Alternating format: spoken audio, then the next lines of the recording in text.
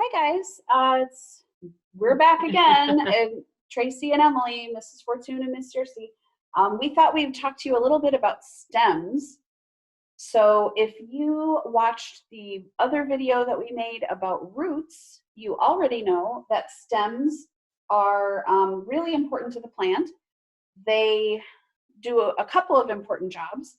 The first important job that they do is they have the job of bringing water up from the roots up to the leaves where the water can be used to make food for the plant. And then of course, stems also provide support for the plant. They hold the leaves up so that they can get the sunlight they need in order to make food. So Emily here is going to talk a little bit about how the different kinds of stems. Sorry, I forgot what we were here to talk about for a second. She's going to talk to you about the different kinds of stems. Here you go. Okay, so there are, hi guys, there's my hand.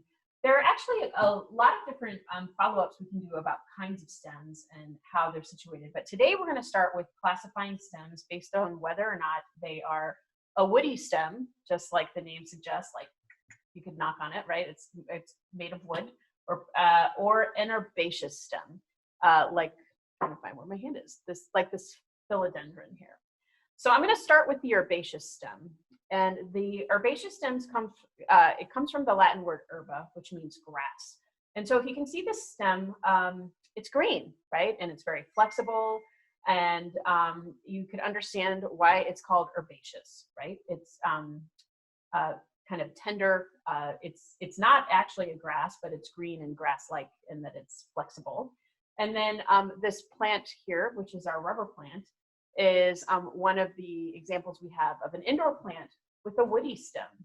And a woody stem, you'll probably think of other plants that have woody stems, like trees and shrubs, right?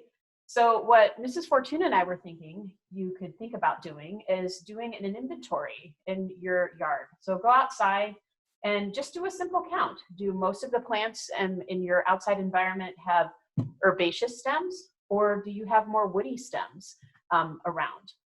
And then I don't know if you heard us say that this is a rubber plant. Maybe you want to harken back to some of the talks in the presentation about those Olmec people and how important this plant was to their way of life. And then when you're back in the classroom, you can check this plant out closer. It's pretty cool. So once again, we talked today about classifying stems, whether or not they are herbaceous stems, green and tender, or a woody stem, like the stems of trees and bushes. Okay, happy hunting.